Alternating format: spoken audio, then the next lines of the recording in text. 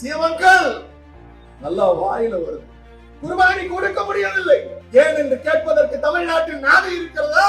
இந்த தமிழ்நாட்டு அரசியலில் மூத்தவனாக சொல்லுகிறேன், உங்கள் கூட்டணிக்கு நல்லா வாயில வரும் கூட்டணி அப்படி சொல்லாமா? இல்ல சோபா மாடல் கூட்டணின்னு சொல்லாமா? முதலமைச்சர் ஒரு நாளைக்கு 3 முறை ரிப்போர்ட் அவர்கிட்ட கொடுப்பாங்க. 3 நாள் ஆகி முதலமைச்சர் ரிப்போர்ட் கொடுக்க முடியல. நாங்க குறை சொன்னாதான் உங்களுக்கு முதலிரவு முடியவில்லை, ஹனிமூன் பீரியட்ல இருக்கும், அதனால திமுக எங்களை பார்த்து எரியுது, புகையுது, நான் யாரு, தீய சக்தி, தூர சக்தி, பாரசக்தி, பேரசக்தின்னு சொன்னியே. முதலமைச்சர் அவர்களே, உங்களுக்கு இந்த புக் வந்துச்சா? சட்ட ஒழுங்கு சந்தை சிரிக்கிறது, தூங்கிக் கொண்டிருக்கிறீர்கள் முதலமைச்சரே. அடிவாளம் இல்லாத அதிகாரிகள் சந்தி சிரிக்கும் சட்ட ஒழுங்கு. முதலமைச்சர் பார்த்தாரா? உங்களுக்கு அதுக்கெல்லாம் நேரம் இல்ல. தமிழ்நாட்டு மக்கள் ராஜசேகருக்கு தான் வாக்களித்திருக்க வேண்டும். பொம்மை முதல்வராக செயல்பட்டு வீர வசனத்தை தூர்த்து போன சக்தி என்று பேசுவதற்கு நீங்கள் இல்லை.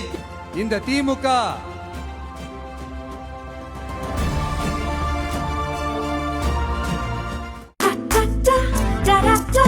Taste the Milky Mist ice cream. Milky Mist ice creams. குளு குளுன்னு காத்து வீசுது. உங்கள் சத்யாவில் குளு குளு ஏசி ஆஃபர். உங்கள் சத்யா.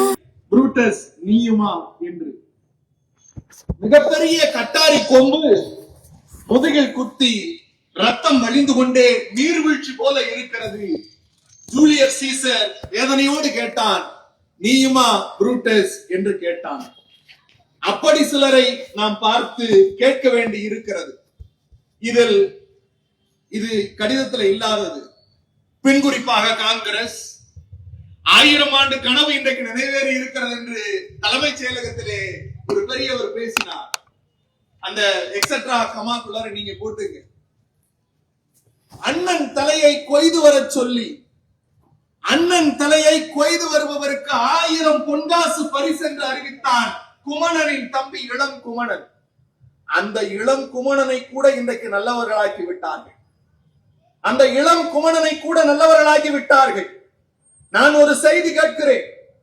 துரோகத்தால் சிலர் இன்றைக்கு வெற்றி பெற்றிருக்கலாம். அந்த துரோகத்தால் நாம் தோல்வியால் துவண்டு மூளையில் உட்கார்ந்து விட மாட்டோம் என்பதை நானும் அறிவேன், என் இயக்கத்தினரும் அறிவார்கள். காஞ்சி மண்ணில் நம் அண்ணா தோற்று போனார். இன்றைக்கு தளபதி அவர்கள் தோற்றது போல காஞ்சி மண்ணில் அண்ணா தோற்று போனார். முதலமைச்சர் வேட்பாளர் அண்ணாவிடத்திலே கேட்டேன், அண்ணா தோற்று போய்விட்டீர்களே என்று.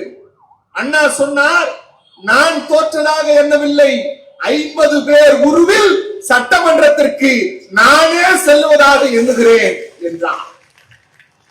இப்படி சொன்னவருக்கு தம்பியா நாம்?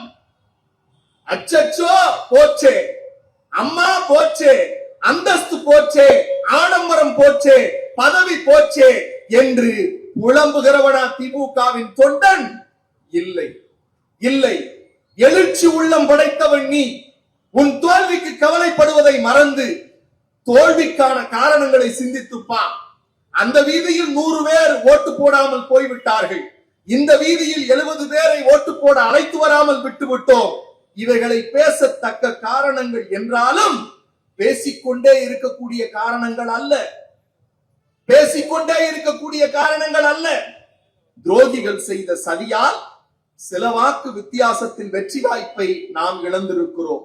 அது உண்மைதான் என்றாலும், ஊரறியும் அந்த காரணத்தை என்றாலும், அந்த துரோகத்தை கடந்து வெற்றி பெற முடியாமல் போனது ஏன் என அமர சிந்தித்துப்பா. நாம் தேர்ந்தெடுக்கப்பட்ட வட்டத்திற்கு சரியாக வேலை செய்யாமல் இருந்து விட்டோமா? இந்த கேள்விக்கான பதிலை மற்றவரிடத்தில் அல்ல, உன் மனசாட்சியை நீயே கேட்டுக்கொள்.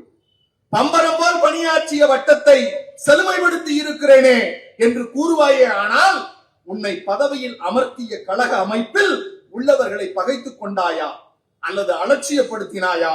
அதனால் அவர்கள் உன்னை அலட்சியப்படுத்தி விட்டார்களா? அப்படி அவர்கள் செய்திருந்தால் நீ செய்த குற்றத்திற்கு அவர்கள் கழகத்தை தண்டிக்கும் என்கிற பெரும் பாதகத்தை செய்து விட்டார்கள் என்பதை அவர்கள் மனசாட்சி உணர வேண்டும். அந்த பாதகர்கள் பட்டியலில் இடம்பெறும் என்று அந்த பட்டியல் பெருகிடும் வண்ணம் நீ நடந்து கொண்டாலும் அந்த போக்கு கழகத்தின் வழியை குறைத்திடும் என்பதை நீ இனிமேலாவது உணர வேண்டும். நீயே உன் தோல்விக்கு ஒரு காரணம் ஆகிவிட்டாய் என்பதை கணக்கில் எடுத்து சிந்தித்துப்பா. தோற்று விட்டதால் நீ எதிர்பார்த்த பதவிக்குள்ள தொடர்பு அருந்து விட்டது, அவ்வளவுதான். நாம் தோற்று விட்டோம் என்றால் நாம் எதிர்பார்த்த பதவிக்குள்ள தொடர்பு அருந்து விட்டது, அவ்வளவுதான். பதவி என்றால் பணிபுரிய ஒரு வாய்ப்பு, பதவி என்றால் பணிபுரிய ஒரு வாய்ப்பு. அந்த வாய்ப்பை பதவி இல்லாமலேயே செய்யக்கூடியவர் தான் திமுக கழகத்தின் தொண்டன். நீ தோற்று விட்டாலும், உனக்கு வாக்களிக்காதவர்கள் உன் வட்டத்தில் ஆயிரக்கணக்கில் இருந்தாலும், ஆனால் அந்த ஆயிரக்கணக்கை கடந்து பல்லாயிரக்கணக்கான பேர் உனக்கு வாக்களித்திருக்கிறார்கள். அவர்களுக்கு பொதுவாக உன் வட்டத்தின் மேன்மைக்காக பணியாற்றுவதே உன் கடமை உணர்ச்சிக்கு தக்க சான்று. சென்ற முறை தோற்றுவிட்ட தோழர்களும் இந்த முறை வெற்றி பெற்றவர்களும் கும்மாளம் போடலாம், கொண்டாட்டம் போடலாம். ஆனால் நான் ஒன்றை சொல்லுகிறேன், நீ சுழன்று சுழன்று பம்பரமாய் சுற்றி கொண்டே இரு. பதவிகள் உன்னை தேடி உன் காலில் விழும். நீ பதவிக்காக கழகத்தில் சேர்ந்தவன் அல்ல. திமுக தொண்டன் என்பவன் பதவிக்காக கழகத்தில் சேர்ந்தவன் அல்ல. சிறை செல்ல தயாரானவன், சித்திரவதை அனுபவிக்க தயாரானவன், அடக்குமுறையை ஏற்க, அராஜகத்தை ஒடுக்கிட உறுதி கொண்ட உள்ளத்தோடு கொடிதூக்கி உழைக்க புறப்பட்டவனே. நீ பட்ட பாடு கொஞ்சமா? ஏற்ற கொடுமைகள் கொஞ்சமா? இரவில் பகலில் காவல்துறையின் பூட்ஸ் கால்களில் மிதிவட்டி இந்த இயக்கத்தை தாங்கி பிடித்தோமே. உன்னை பார்த்து கேட்கிறார்கள், இந்த தேர்தலில் நீங்கள் தோற்று விட்டீர்கள் என்று. நாம் தோற்கவில்லை, நாம் தோற்கவில்லை. இப்போதும் சொல்லுகிறேன், நாம் எதிர்பார்த்த சில இடங்கள் கிடைக்கவில்லை, நாம் எதிர்பார்த்த சில இடங்கள் கிடைக்கவில்லை. நீ திடமனதோடு எனக்கு வெற்றி செய்தியை கொடுத்திருப்பாய் என்று நம்புகிறேன். ஆனால் கிடைத்த இடங்களில் எல்லாம் நாம் தான் வெற்றி பெற்றிருக்கிறோம்.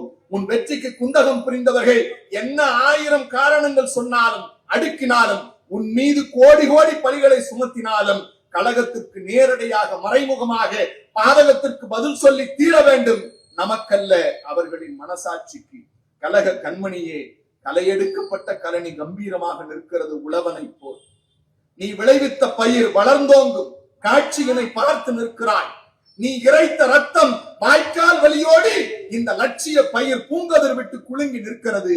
பூச்சிகள் விழாமல் மருந்து தெளிப்பதில் இருந்து மாடுகள் மேயாமல் காவல் இருப்பது வரை எல்லாமே உன்னுடைய வேலைதான். அந்த வேலைக்கு அச்சாணி மக்கள் பணி, உன் கழக பணி, ஏழை எளிய மனடுத்தர மக்களின் இயக்கம். செட்டிநாட்டு அரசர்கள் பார்த்து மகிழ்வார்கள். ஆனால் அந்த செக்கும் போகும், காங்கிரசும் போகும் என்பது எனக்கும் தெரியும், இன்னும் தெரிய வேண்டியவர்களுக்கும் தெரியும்.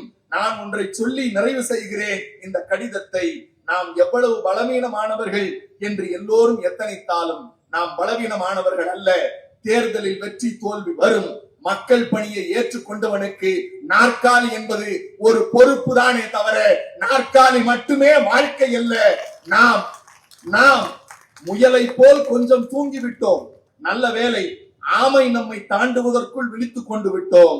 உன் வட்டத்தை பொறுத்தவரை நீ முயலும் ஆமையும் கதை முயலாமை கதையாகவே முடிந்து விட்டது. அதனால் சொல்லுகிறேன், ஆமை முயலாகி விடுமா? ஆகாது, ஆகவே ஆகாது. திமுக கழகத்தின் தொண்டனே, முயலை போல் முன்போல் இரு, சுறுசுறுப்பா இரு, துடிப்பாடு பணியாற்றி, தொண்டுள்ள உன் சொத்து, பண்புள்ள உன் செல்வம், அதனை மறவாமல் உன் வழக்கமான பணியை அனைவரோடு கூடி ஒற்றுமையோடு செயல்படுத்தி காட்டு. ஒன்றை சொல்லி முடிக்கிறேன், ஆறிலும் சாவு நூறிலும் சாவு, ஆறிலும் சாவு நூறிலும் சாவு. ஆனது ஆகட்டுமே, இந்த ஆட்சிதான் போகட்டுமே. மகுடமின்றி வாழ முடியாத மனிதர்களா நாம்? மகுடமின்றி வாழ முடியாத மனிதர்களா நாம்? சிசுவாக பிறக்கும் போதே என்ன சிம்மாசனத்தோடா பிறந்தோம்? சீதை வில்லோடு பிறந்தது போல. கொற்ற குடையா கொள்கையா? எது வேண்டுமெனில் கொள்கையை விற்று பிழைக்க வேறு நபர் பார் என்போம். ஆட்சி வரும் போகும் நிலை அல்ல, ஆட்சி வரும் போகும் நிலை அல்ல.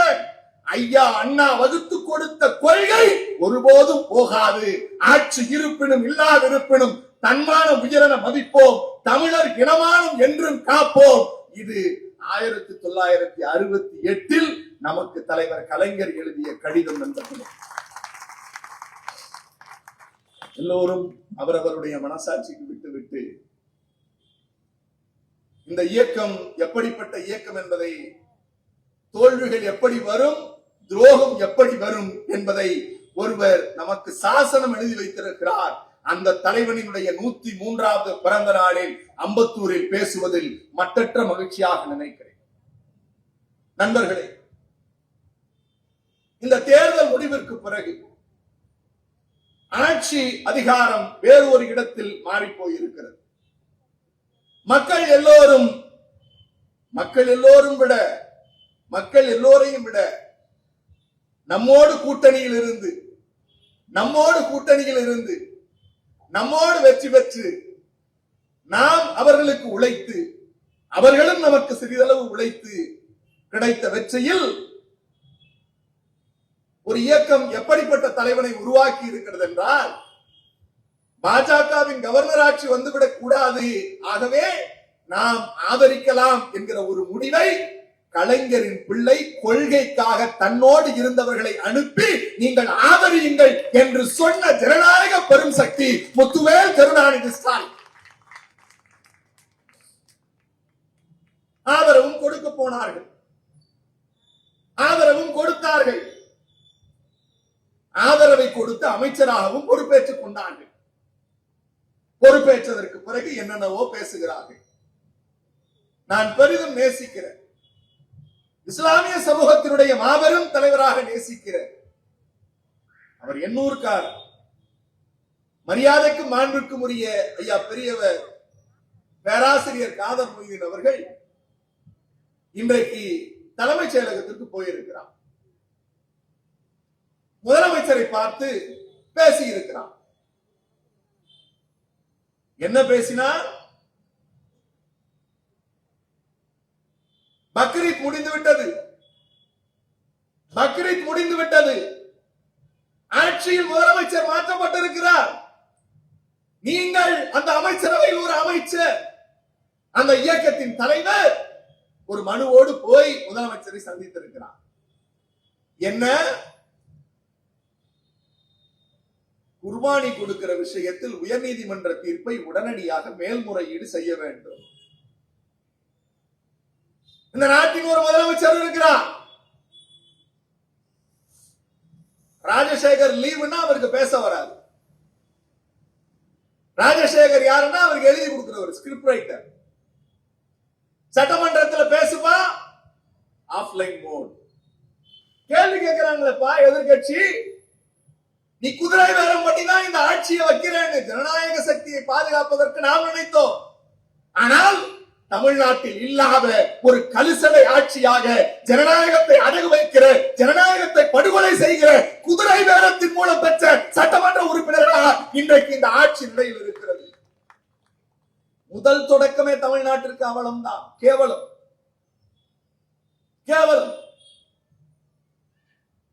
அது குறித்து எந்த பெரியவரும் வாய் திறக்கவில்லை.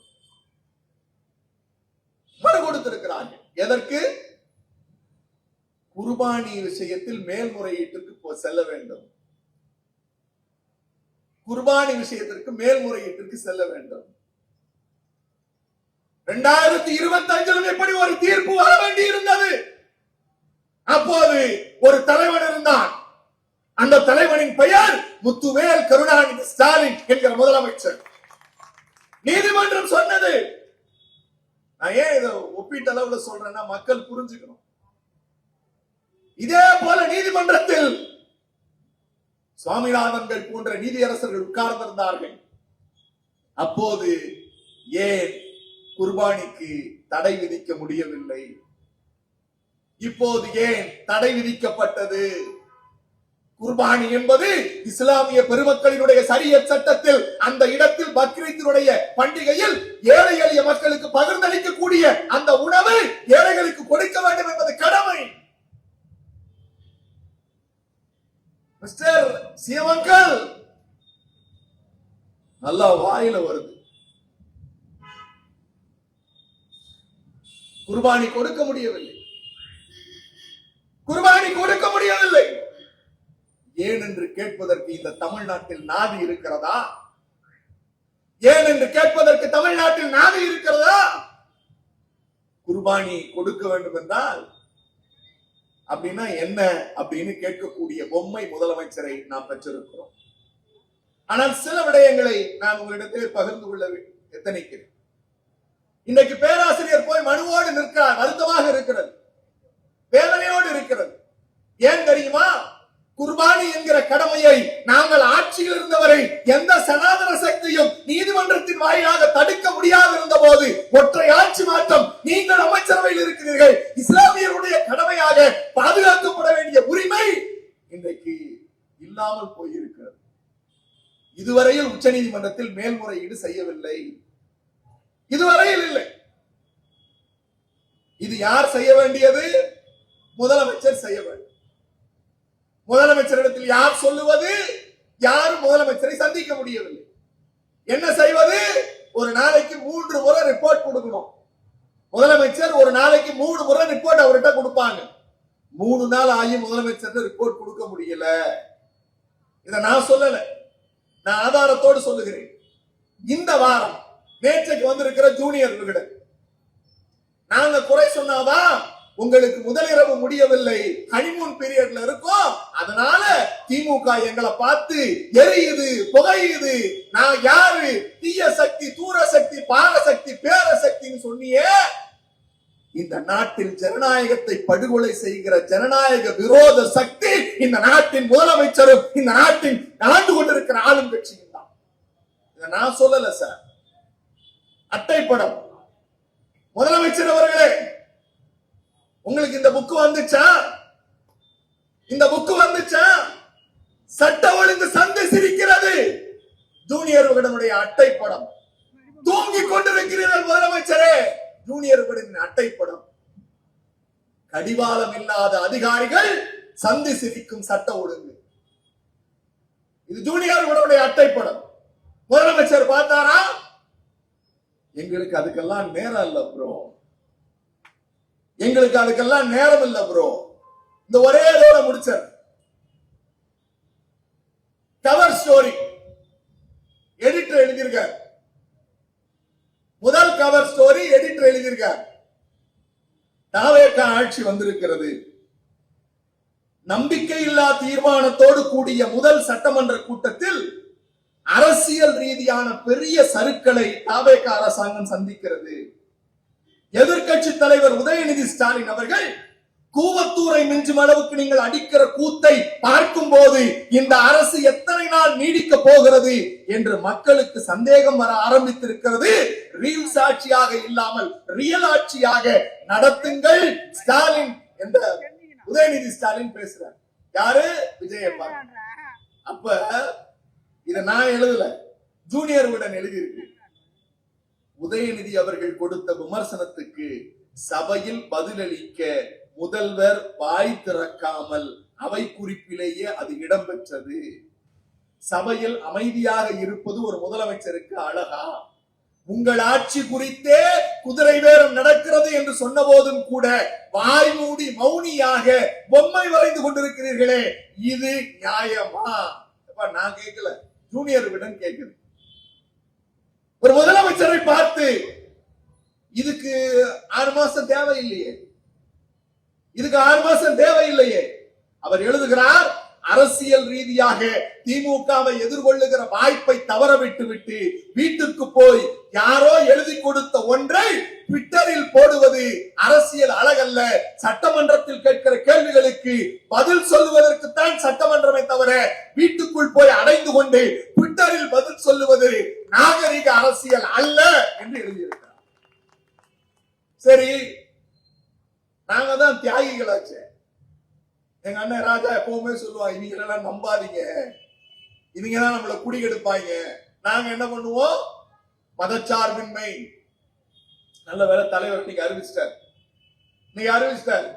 ஜூன் 8ஆம் தேதி அந்த யாரோ ஒருத்தர் கோவால இருந்து ஒருத்தர் வந்திருக்காருல்ல, காங்கிரஸ் மேலிட பொறுப்பாளர், அவர் சொன்னார், நாங்க திமுக இந்தியா கூட்டணியில அங்கம், தமிழ்நாட்டுல காங்கிரஸோட அங்கம்.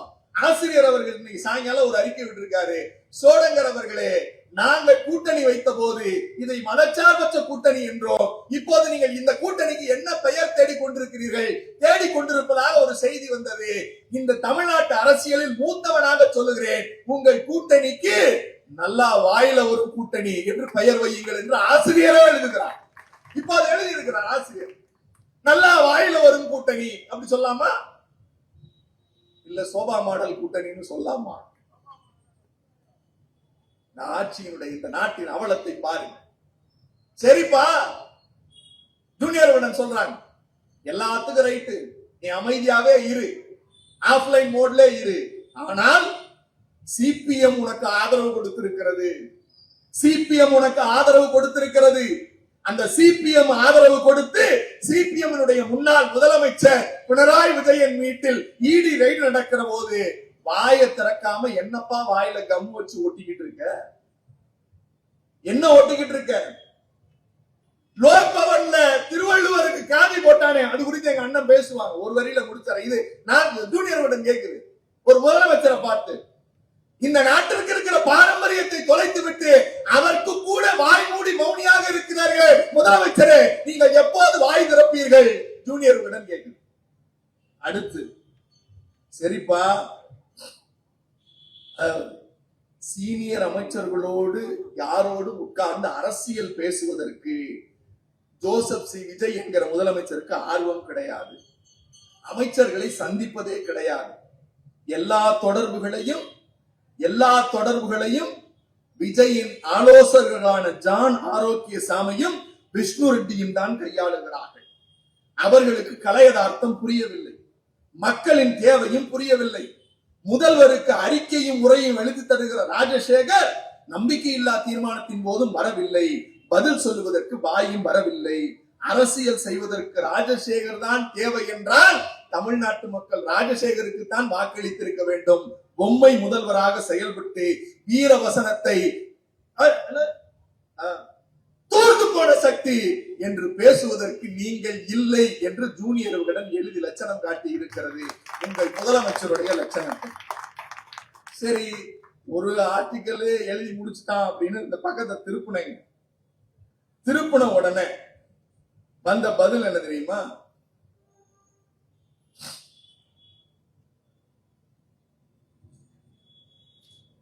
சிங்கப்பெண் தொடக்க விழா. இதெல்லாம் இந்த புக்ல ஒரே புக்கு தான், நிறைய இருக்கு, இது ஒரே புக்கு தான்.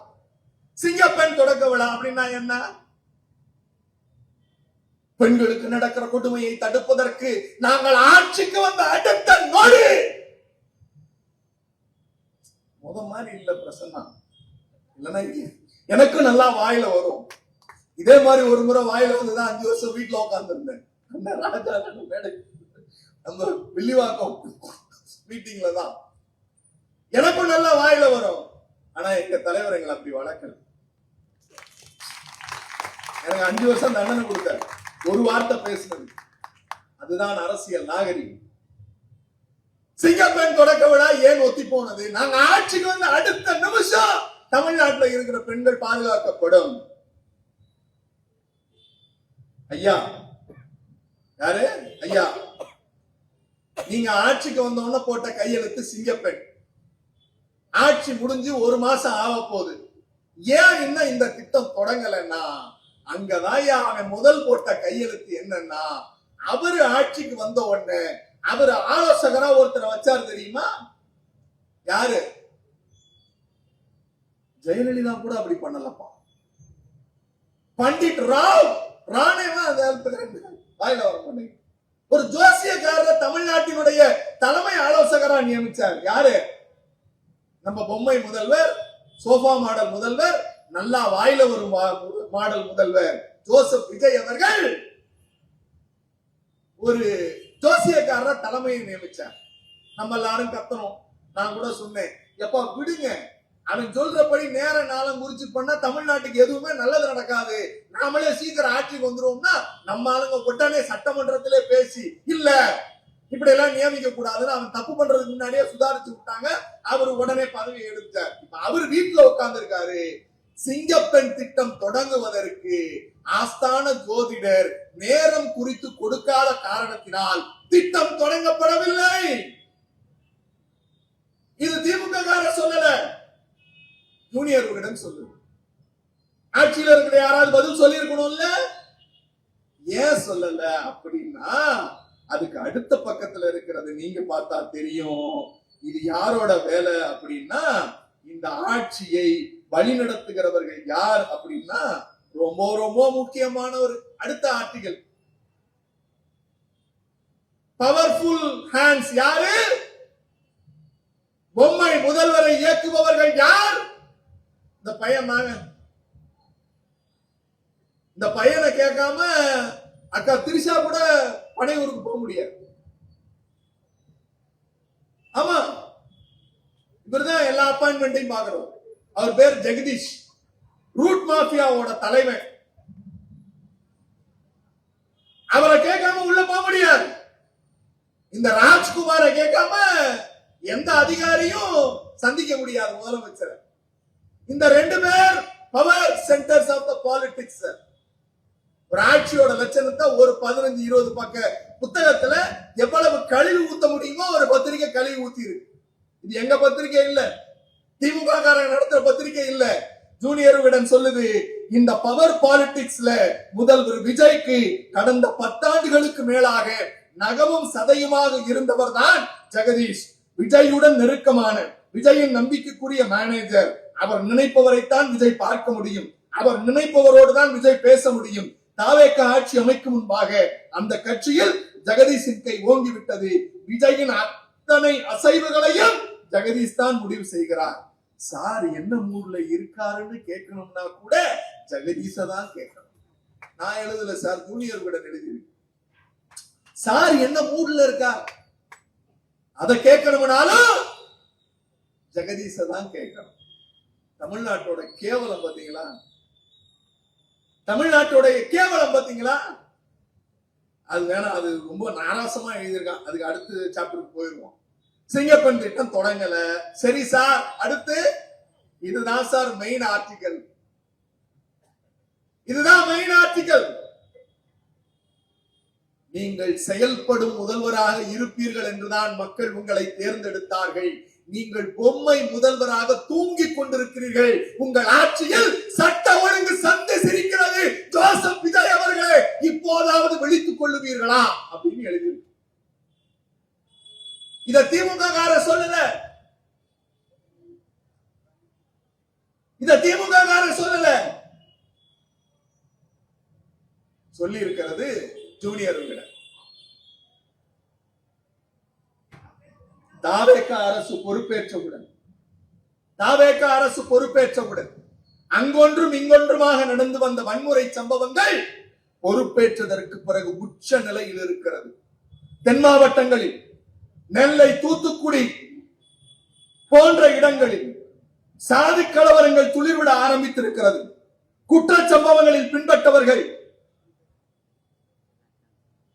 குற்றச்சம்பவங்களில் இருக்கிறவர்கள் சுதந்திரமாக வெளியேறுகிறார்கள். ஒரு பக்கம் சாதிய கலவரம், மற்றொரு பக்கம் தொழில் போட்டியில் ரத்த கலவரம் உண்டாகி கொண்டிருக்கிறது. இன்னும் சொல்லுகிறேன், ஏன் பெண்களுக்கான பாதுகாப்பு கேள்விக்குறியாக இருக்கிறது. சிறு பிள்ளைகளினுடைய பாதுகாப்பு கேள்விக்குறியாக இருக்கிறது. இதையெல்லாம் திமுகவின் கணக்கில் எழுதுவதற்கா நீங்கள் முதலமைச்சர் நாற்காலியில் உட்கார்ந்திருக்கிறீர்கள்? ஜோசப் விஜய் அவர்களே, நீங்கள் தானே சொன்னீர்கள் ஆட்சி மாற்றம் என்ற அடுத்த நொடி இவையெல்லாம் நிறுத்தப்படும் என்று சொன்னீர்களே. உங்களுக்கு ஒரு செய்தி சொல்லுகிறேன். தினமும் ஒவ்வொரு மாவட்டத்திலும் TSR எனப்படும் அலர்ட் மெசேஜ் டிஜிபி அலுவலகத்தின் பெறுவார்கள். அதில் உண்மையான கள நிலவரம் முதலமைச்சருக்கு தெரியப்படுத்தப்படும். அப்படிப்பட்ட கள நிலவரம் இப்போது பெறப்படுவதும் இல்லை, முதலமைச்சருக்கு தெரிய போவதும் இல்லை. ஆனால் திமுக ஆட்சியில் பொறுப்பு டிஜிபியாக வெங்கட்ராமன் இருந்தபோது பாலியல் குற்றச்சாட்டு, போதைப் பொருள் கடத்தலில் தொடர்புடைய போலீசாரை டிஸ்மிஸ் செய்தது மட்டுமல்ல, அந்த குற்றச்சம்பவங்கள் தடுக்கப்பட்டது. இது திமுக ஆட்சியில. ஆனால் காவல்துறையில் தவறு செய்பவர்கள் கொஞ்சமும் பயம் இல்லாமல் இப்போது இருக்கிறார்கள். குற்றச்சம்பவங்களை காவல்துறையினர் நினைத்தால் தடுக்க முடியும். ஆனால் அதை தடுக்க வேண்டிய முதலமைச்சர் பொறுப்பில் இருக்கிற விஜய் அவர்கள் கடிவாளம் இல்லாமல் அதிகாரிகளை விட்டுவிட்டு உறங்கிக் கொண்டிருக்கிறார். சிங்க பெண்கள் அதிரடிப்படையையும் அதன் போதைப் பொருள் ஒழிப்பு திட்டத்தையும் கையெழுத்து விட்டு அந்த ஈரமை காய்வதற்குள் போய் உறங்கிவிட்ட விஜய் அவர்களே, இந்த நாட்டில் சட்ட ஒழுங்கு இதை இப்போதாவது உணர்வீர்களா என்று கேட்டு ஜூனியருடன் முதலமைச்சருக்கு ஒரு 48 பக்க லவ் லெட்டர் எழுதியிருக்காங்க. இது திமுக பத்திரிகை இல்ல சார், நேற்றுக்கு வந்திருக்கிற ஜூனியர் விகடன் சார். சரி சரி, இப்ப இதெல்லாம் நீங்க பேசி என்ன பண்ண போறீங்க? என்ன பண்ண போறீங்க சார்? பஸ் வரல சார். சார் நாங்க ரொம்ப நேரமா நிக்கிறோம் சார், என் பிள்ளை எல்லாம் கஷ்டப்படுது சார். திமுக ஆட்சியில சிவசங்கர் ஒருத்தர் இருந்தார், அவர் தான் போக்குவரத்து துறை அமைச்சர். அவருக்கு தீபாவளியும் கிடையாது, பொங்கலும் கிடையாது, நல்லதும் கெட்டதும் கிடையாது, இளவும் கிடையாது, காதலுக்கு கல்யாணமும் கிடையாது, எல்லாம் எதுவும் கிடையாது. ஏண்டா கிடையாது? அவர் கலாம்பாக்கத்துல இப்படியே உட்காந்துக்கிட்டே இருப்பாரு. தீபாவளிக்கு எல்லாம் வெடி வெடிச்சுட்டு ஊருக்கு போயிட்டானான்னு ஊருக்கு அனுப்புற வரைக்கும் ஒருத்தர் உட்கார்ந்து இருந்தார். ஊர்ல இருந்து வரானான்னு ஒவ்வொரு ஊர் பஸ் ஸ்டாண்டா பார்த்து பஸ் எல்லாம் கரெக்டா போயிட்டு இருந்துச்சு. தமிழ்நாட்டுல ஆட்சி மாற்றம் வந்துச்சு. போக்குவரத்து துறைக்கு ஒருத்தர் அமைச்சரா இருக்காருங்க. அவரு சார் பஸ் வரல சார், நான் சாப்பிடலப்பா. சார் பஸ் வரல சார், நான் சாப்பிடலப்பா. சார் பஸ் நான் சாப்பிடலப்பா. சார் பஸ் வரல சார், நீ சாப்பிட்ட, நான் சாப்பிடல. சார் நான் கேட்கிற கேள்விக்கு நீங்க சொல்ற பதிலுக்கு ஏதாவது இருக்கா சார்? உங்களை தற்குறினா கோவம் வருது சார். ஏன் சார் பஸ் வரலன்னா? தம்பி, வால்வோ பஸ் எல்லாம் நீ பிரைவேட் கிட்ட தான் கேட்கணும். நான் சாப்பிடல. வால்வோ பஸ் தமிழ்நாட்டு அரசாங்கத்துடைய பஸ். முத்துவேல் கருணாநிதி ஸ்டாலின் ஆட்சியில தமிழ்நாட்டுல பிரைவேட்டுக்கு இணையா வால்வோ பஸ்? அப்படியா? சரி, நான் சாப்பிட்டுட்டு பேசுறேன். இதுதான் இந்த நாட்டின் போக்குவரத்து துறை அமைச்சருடைய தலையெழுத்து. போக்குவரத்து துறை அமைச்சருடைய தலையெழுத்துல உங்க தலையெழுத்து சார். இன்னொருத்தர் கேள்வி கேட்கிறாங்க சார், கச்சத்தீவு பிரச்சனை வருது, என்ன பண்ண போறீங்கன்னா?